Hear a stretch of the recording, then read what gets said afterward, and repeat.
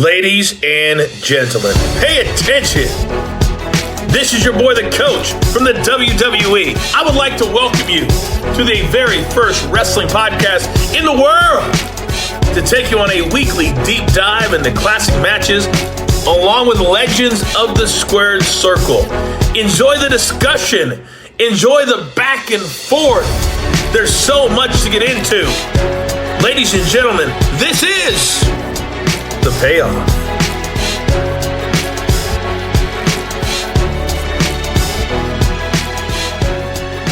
Welcome to an all-new episode of The Payoff. I'm Tom. That's Jeff. Great American Bash 1992. Jeff, how you feeling about this one? I'm feeling pretty good. Like I said, I feel like Sting and Vader, it's hard to go wrong.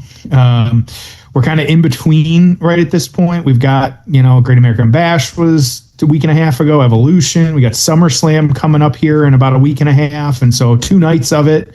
So we got that to look forward to. And so, yeah, just a lot happening, nothing crazy. Yeah.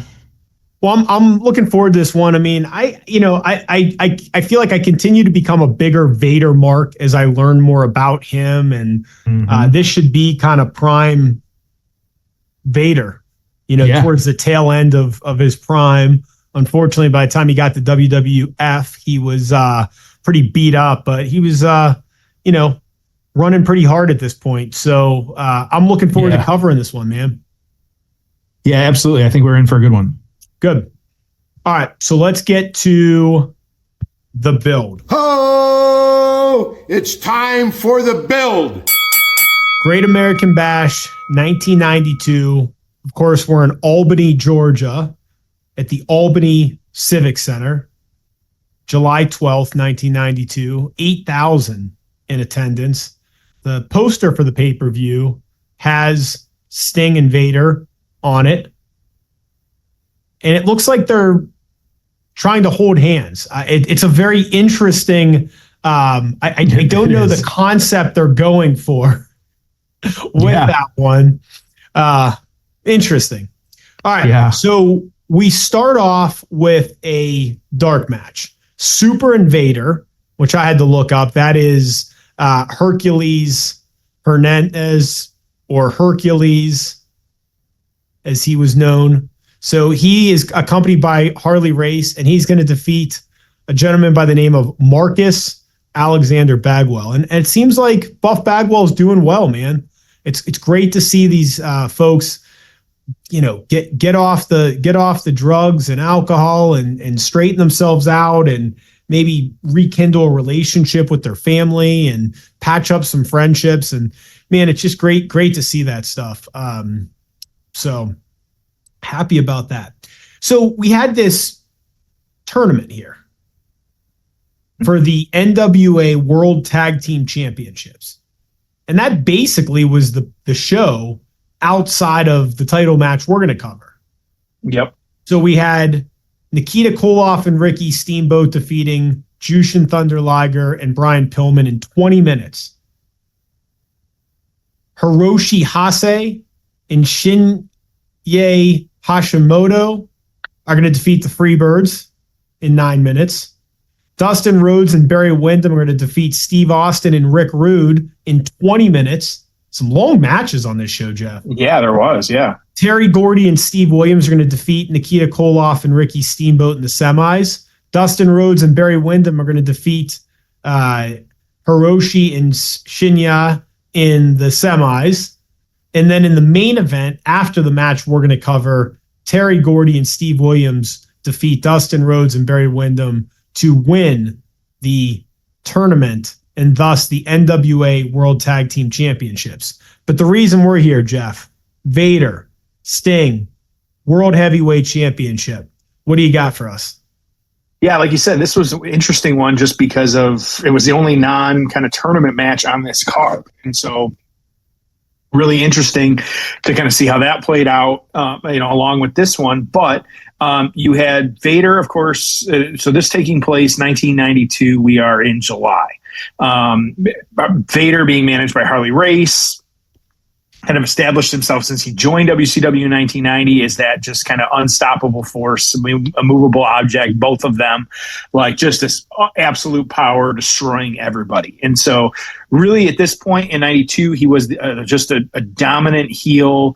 He would take out baby faces, hard hitting, strong style before we called it strong style, just all of that different stuff. Like just, he was scary in the ring, to kind of see him do his thing. And so that was always kind of interesting watching that play out. So Sting, though, was the reigning WCW World Heavyweight Champion. He was the top baby face, especially after Ric Flair left in 1991. Sting was actually supposed to face Rick Rude at this show, but Rude got hurt. And so Vader was put into the match itself. And so, not a ton at this one, but even though they had challenged each other previously a couple times, probably, Super Brawl 2, a few others, this was kind of, with everything that was happening and how they both were positioned, this was going to, at least the makings to be their biggest match. Yep. Good. And that's how we got here. Simple. I'm excited for this one. I think it's going to be a hell of a match. So, sometimes I go into these things with low expectations, Jeff, and then other times I have high. This is one I have high expectations for. And by the way, Sting is in the red, white, and blue gear. I don't know if this was the only time he wore this, but it is iconic.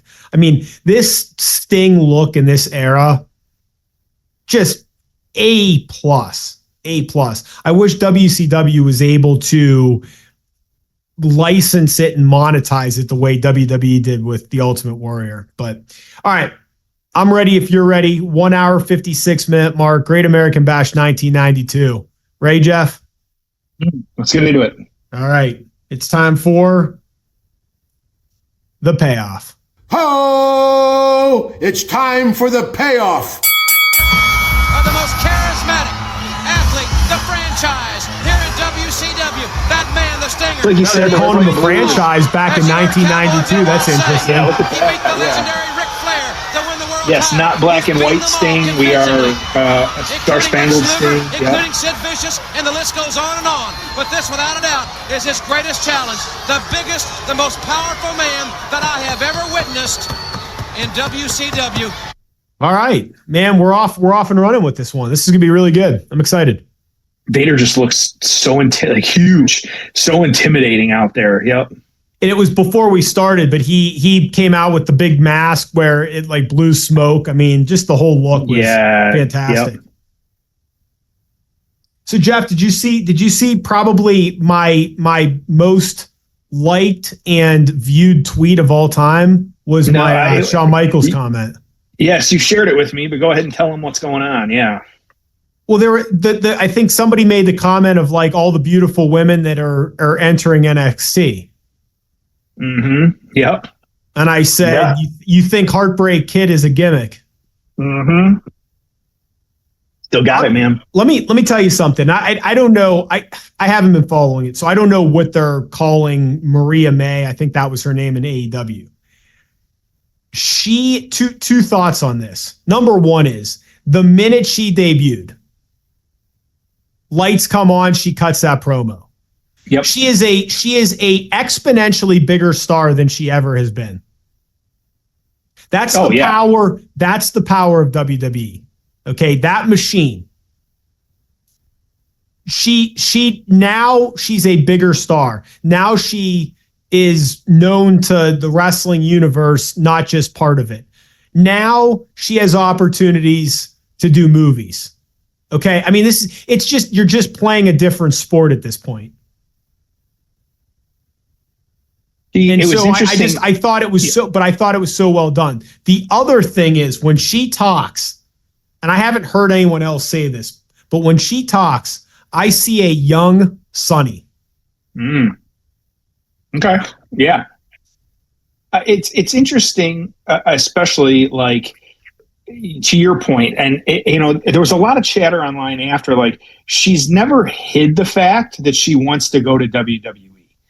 Like, there's all kinds of fake reports out there about the money and stuff like that was being offered. But like, Tony Khan offered her $1 million. WWE only offered her $250,000 and she took it. Those numbers probably aren't right. But even if you said, okay, like, I bet you but I think either way, she probably would have taken less money to go to WWE versus staying in AEW. But also they're like, she got booked really well on the way out. Like she had the Tony Storm stuff. Like she was, the top woman out there. Same with like Mina Shirakawa. She was out there. Like she got booked extremely well, and then was like, you know what? Like it is very much like a college player signing. Like I had my best year ever. I'm gonna go make my nut. Like I'm gonna go and make a bigger nut somewhere else. Like.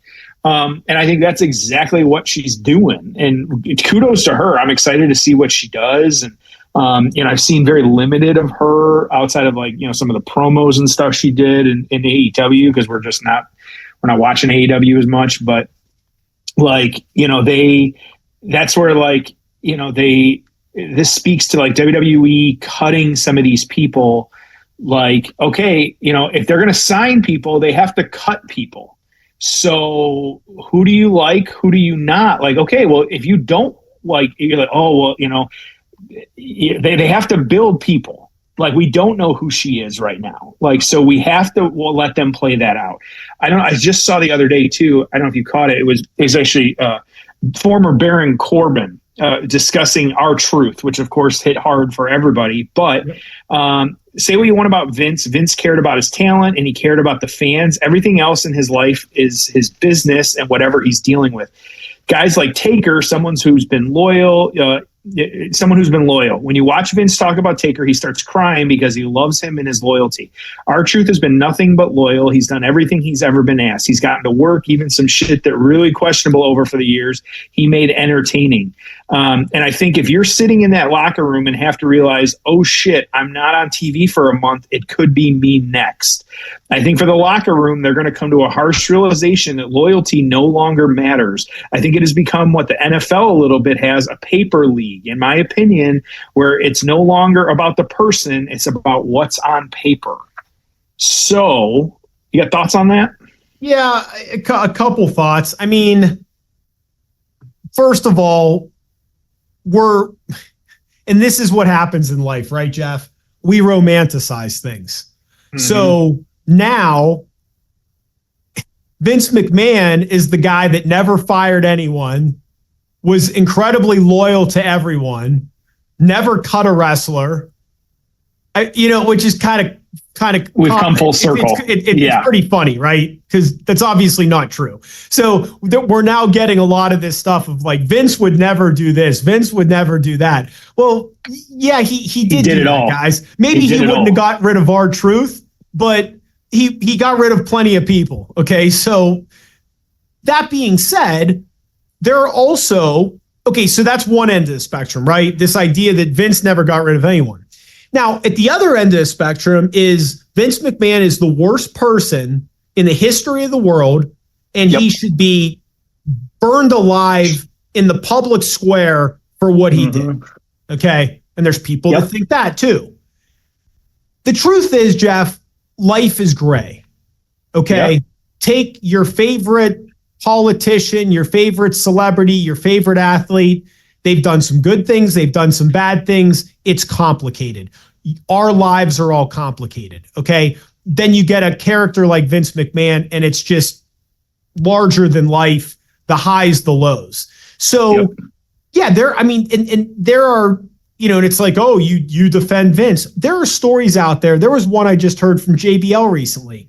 There was a guy that in like the 50s used to protect the old Capitol Wrestling building because it was in a bad part of Washington, D.C. And he used to keep Vince's, I believe, grandfather, not even father, grandfather, like from like rough areas. He'd like protect, like literally would protect the building because it was just in a rough part of D.C.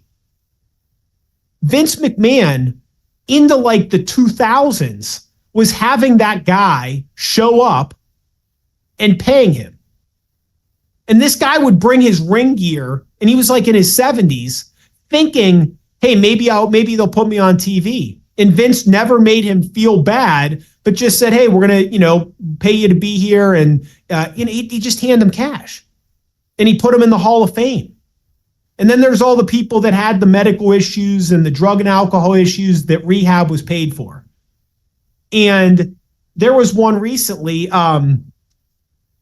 you may remember the name. It's Mandy Rose's good friend. The one that had like the stalker. Roxana? No. This is a few years ago. Oh, black hair. Yeah, I can't think, but yes, I know what you're talking about. You know what Vince did? He called her and he said, "Get the hell out of your house. I'm going to put you up somewhere. We're going to have Sonya Deville. We're going to have 24-hour security guards watching this." And he may have even called her father. So again, these things are just complicated. So when I see stuff online like Vince would never do this, or Vince would absolutely do this, or I can't believe TKO does this, these are very, very gray issues. Okay. And it's where do you draw the line? So R-Truth deserves a job for life, but does The Miz? Or do they deserve to be on Legends contracts? Do you pay for their medical bills for life? Do you create a pension for them? Do you pay them a lot more during their career, but don't offer them any of that stuff? I don't know. And keep in mind, R-Truth, again, 20 years in WWE, give or take, 17, I think it was. I hope he has more money in the bank than he's ever going to be able to spend. And he got to live his dream. And he'll probably be in the Hall of Fame someday. And he can now go to conventions and probably make as much or more than he's making in WWE. Yep. So, again, the internet looks at these things. It's such a shallow, simple level. And you really miss the interesting parts of all of this. And it's messy. It's not there's very little good versus evil in this world. And I know that that's how we look at everything. Heel and babyface, good and bad, pick a side, vote for this side, don't vote for this side. This side's good, this side's evil. This person's good, this person's bad. It's not that way. This country's good, that country's bad. It's very nuanced. And I think that a lot of these issues that have been coming up around releases, around Vince McMahon, I think are far more complex than we may see online. What do you think?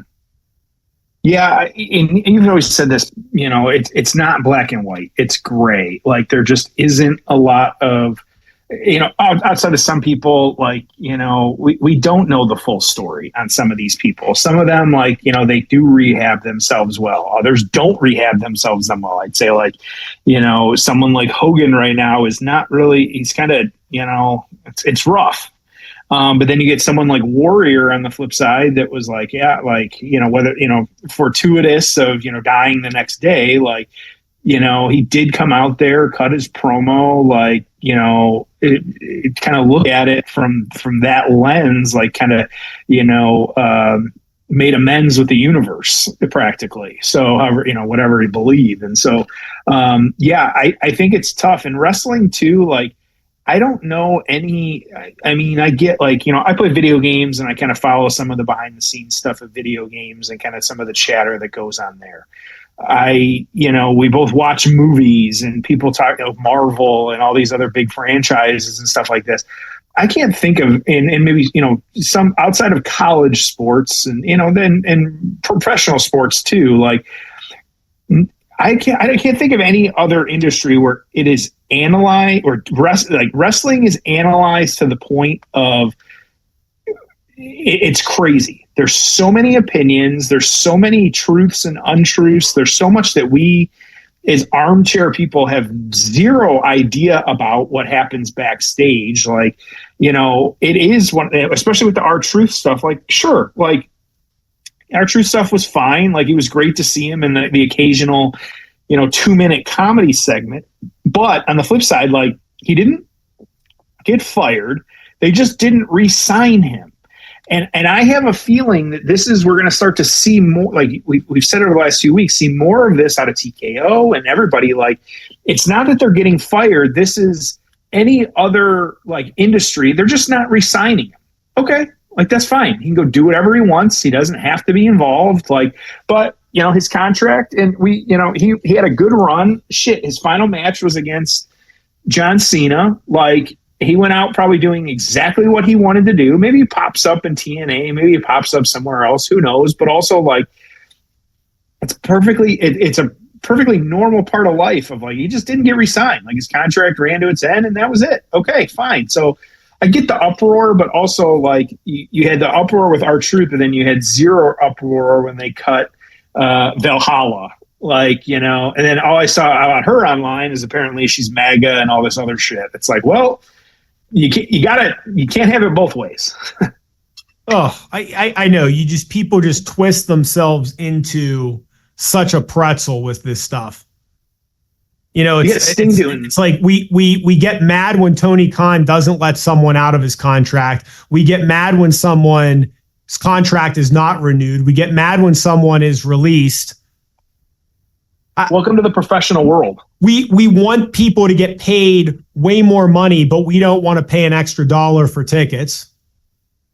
Right. I mean, it's idiotic. Look, there are complete morons in every fan base. Yep. Marvel, your favorite football team, college football fan bases. But Jeff, to your point, it is a very, very, very unique genre. And I don't know, it's hard to pinpoint why. There's probably like 10 different factors. I think there's an accessibility to wrestling and wrestlers. By the way, Sting is really pressing Vader. Yeah. Huge man up, the champion. With all the strength in his body, with Vader up on his shoulders. Yep. Look at what's he gonna do? I don't even know. What's he gonna do here? Oh, what a slam! Yeah, this has been awesome. By the way, I feel like Sting, because he wears those longer tights, doesn't look as jacked up as the Ultimate Warrior, but he is. Yep. So it's funny how those long tights like take some of the mass away from you. They're both. It makes huge, guys look smaller. Mm-hmm. I agree. Cody Rhodes is a big dude, but he looks pretty small in his longer tights. Whereas like an Orton looks just like a freaking monster. Yeah. Oh, got a ref bump. Oh man, German suplex. This has just been an awesome match. He's suplexing Vader. Like, it's just wild. Yeah. So why is wrestling? So there's an accessibility where, and it's changed a little bit with like athletes on social media, but wrestling typically has been more accessible. You know, or at least think more of the inner workings. It's year round. There's no wins and losses. So like if the Cleveland Browns win 3 games, they suck. It's not debatable. Whereas WrestleMania, you can say it was awesome or you can say it was sucked. Like, right? Because I mean, it's art, it's not sport. Yep. It's a movie, not a football game. It's so interesting how the fan, and then there's just more content. Like, think about like if even your favorite NFL team, like, during the off season, there's really not a lot of activity. Mm-hmm. Okay. It's quiet. Yeah. Yeah. Whereas this just doesn't stop. If you're like your favorite band will not tour for 2 years. Right. You're Marvel. I mean, like my kid's like really into Superman right now. So we're going back and we're watching all the old Christopher Reeves movies. But like in the last 40 or 50 years, there's only been like 7 or 8 Superman movies. Yeah. Like, so it's not versus there's been 500 pay-per-views or 1,000 so the like volume of content is like bigger than any other genre by a mile. So I don't know. Yeah. It just attracts this like fandom. And let's be honest. I mean, and we're part of it, but wrestling doesn't necessarily attract Ivy League graduates. So there's some of that too. Oh.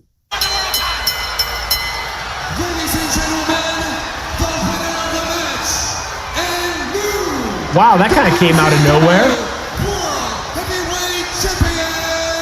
Got the quick move on him, snuck it in there. Big Bad Vader, the new WCW heavyweight champion of the world. Wow. And you can see, Jim Ross, the crowd is stunned. They can't believe it here in Albany, Georgia.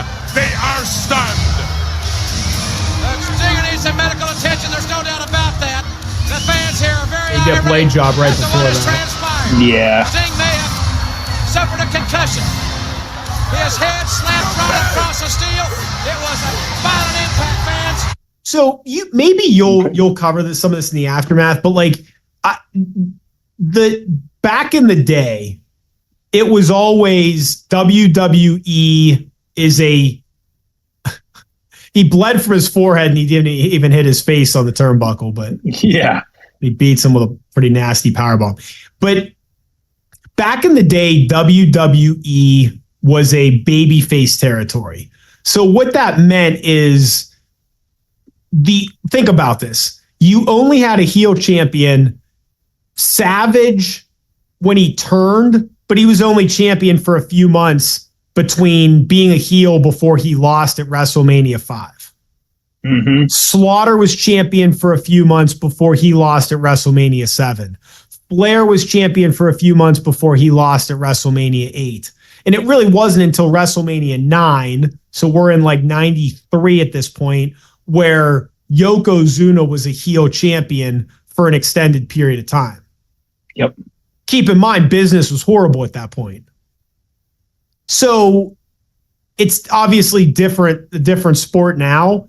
But at the time, I'm saying all this to say, Jeff, that why wouldn't you have Sting be your babyface champion, your Hulk Hogan, for years? You're right. Like, why not just give him a dominant run where, hey, he's our Hulk Hogan, our Ultimate Warrior, our Macho Man. No one wants to see Vader as champion. So again, just a thought there. What do you think? Yeah, I think it's weird. Like how they're picking. Like part of this is like Vader makes sense as a heel. Like Sting makes sense as the baby face. But like, how do you? We've seen it across wrestling. Like, when do you turn somebody? When do you not turn somebody? Like, are the fans behind them? Do they get over themselves? Do they not get over themselves? Like, it's just a weird position to be in. And I don't think there is a right or wrong answer. Yeah. I don't know what the solution is either. Like, God, Triple H is booking and not us. Yeah. And you had like in 92, Vader. So Vader would lose to Ron Simmons. Yes. And then he gets the title back at a house show at the end of 92. He wins it again in 93.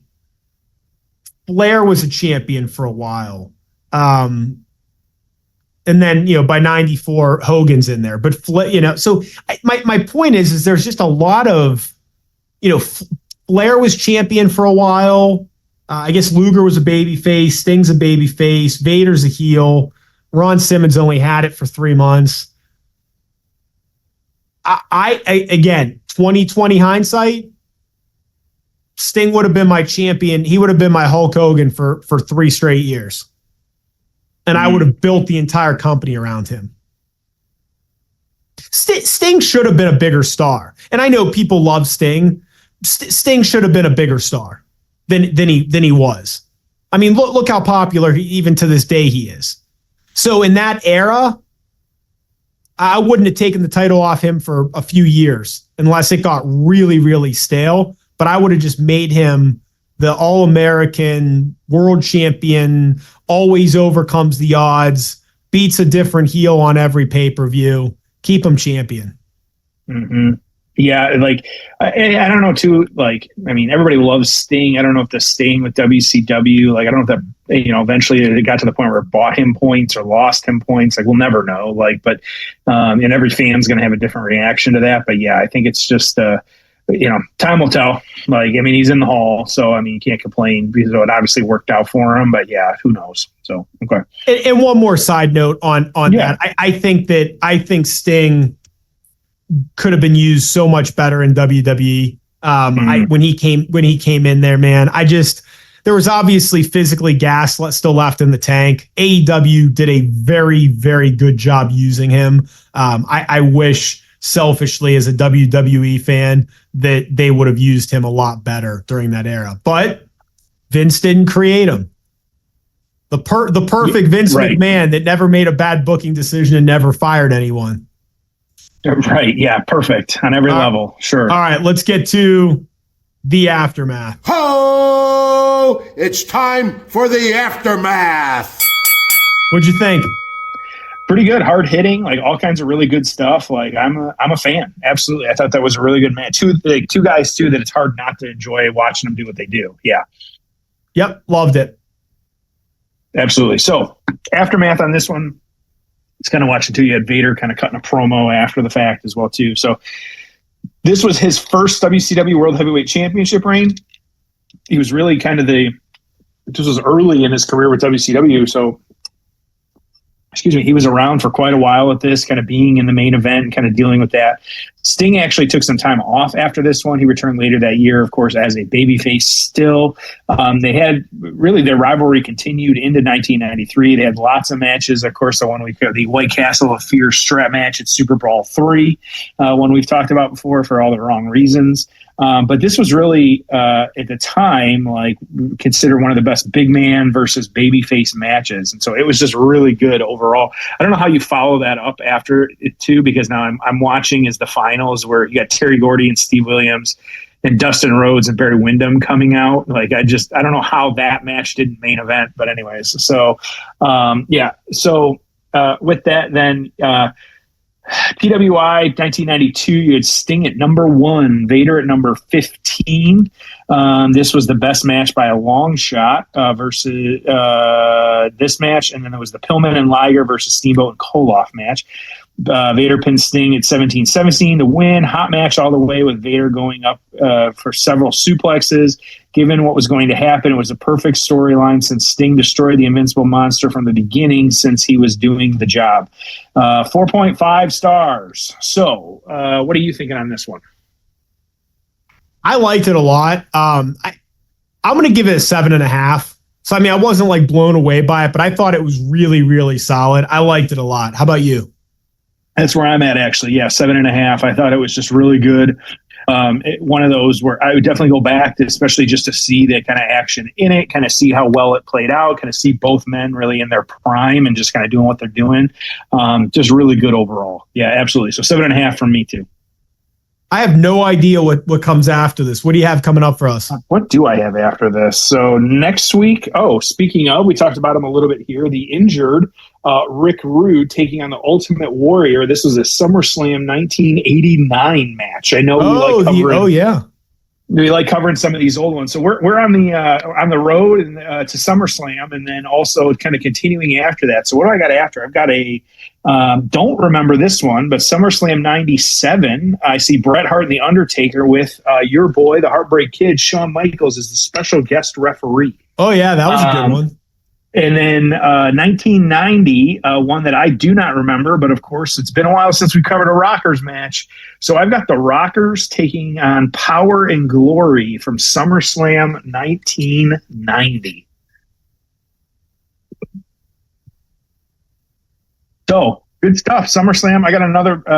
I see one of the few $1 million championship matches after that from SummerSlam. So can't forget that. And then we're going to bring back, a guest as well too, maybe for an episode in the near future. Here, I see I see all kinds of stuff. A hidden ladder match too. I won't tell you what it is, but a special ladder match that WWE just recently shared on their YouTube. We're going to go back and watch that one. It's pretty soon here too. So yeah. Man, it's just amazing how much we still haven't covered yet. I have us scheduled through October, and we've got all kinds of stuff, happening. I see all kinds of fun stuff on here. I see, a Saturday Night Main Event 2. We're going back to 1991 and some stuff. Like we got some good stuff happening. Good, man. Well, appreciate everyone listening. Good stuff. We've been covering good stuff coming up, and we'll see you as always every Monday here on The Payoff.